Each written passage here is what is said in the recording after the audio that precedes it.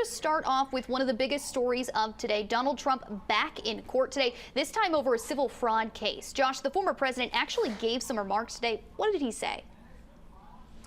Yeah, so good evening. So the former president was not actually scheduled to speak in court. Basically, what's been happening over the past couple of days in this civil fraud case is there's been negotiations between the judge in this case and Donald Trump's lawyers as to whether or not the former president could speak. And the judge basically said as long as he stays on task, as long as he talks about the facts of the case, he has every right to speak. But Donald Trump's lawyers could not make any promises, and therefore the judge prior to today said Donald Trump couldn't talk. But today, Donald Trump's lawyers once again asked if Trump could talk, and before the judge even really gave a response, just noting that he should stay on target and hold true to these promises, the former president went on a rant talking about how he's innocent, that there's no evidence against him, and that ultimately he's the one who should be collecting damages here in this case for what the state of New York has done to him. He also called this a political witch hunt and election interference. The judge then cut him off. Donald Trump went outside and basically reiterated a lot of the same things. He even called New York Attorney General Letitia James a hack. But with that said, the judge was in no mood because at the beginning of the day, there was actually a bomb threat that went off against his home in Long Island, and they're still being investigating as to what exactly happened there. But as far as this case is concerned, this is in the penalty phase, and Trump is staring down a potential $370 million fine and a lifetime ban from doing real estate business in the state of New York. We're expecting a verdict by the end of the month. Alrighty, now with that verdict coming through the end of the month, we'll continue to keep up with you on that. But let's go ahead and continue talking a little bit more about Donald Trump. A new poll came out today showing former UN Ambassador Nikki Haley gaining on him in New Hampshire primary race within single digits. What can you tell us about that?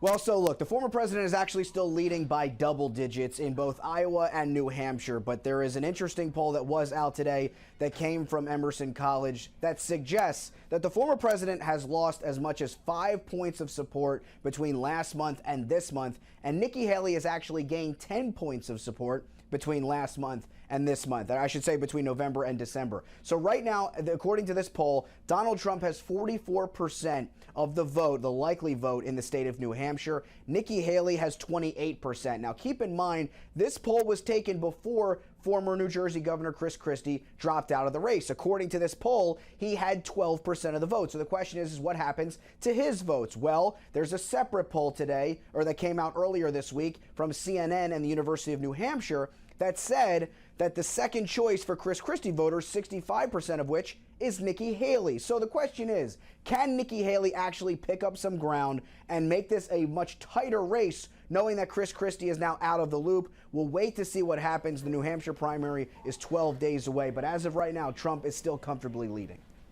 Now, getting off of the subject of the 2024 race for president just for a bit, we are 8 days away from a potential government shutdown. What is the latest on how they're going to prevent that from happening? And second question, what is the future for House Speaker Mike Johnson? So to answer your first question first, there are two deadlines going forward for a potential government shutdown. It's two different deadlines. The first one is January 19th, which is 2 Fridays from now. The other is February 2nd, which just so happens to be Groundhog Day, and that seems like ultimately what Congress has been going through ever since they first tried to pass this government funding back in September.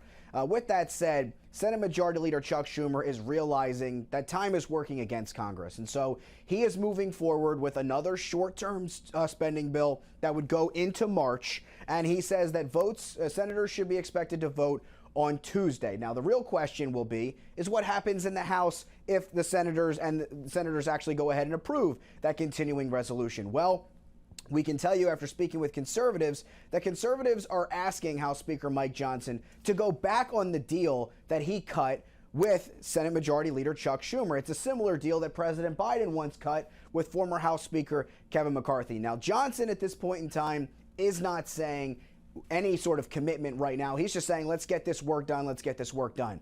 But I think he knows deep down that there needs to be a continuing resolution once again put forward. And so the question will be, is the same one that Kevin McCarthy once had to ask himself, is does he go ahead and fund the government, or does he focus on keeping his job? Because as of right now, there is a growing sentiment, at least behind the scenes, that Speaker Johnson could be in the same type of trouble that Kevin McCarthy was in, and you saw what happened to Kevin McCarthy. So we'll wait to see what happens with Johnson's future, but as of right now, the clock is ticking down. There is no deal right now that is on President Biden's desk for him to avoid a government shutdown. So we'll just have to keep track with what's happening.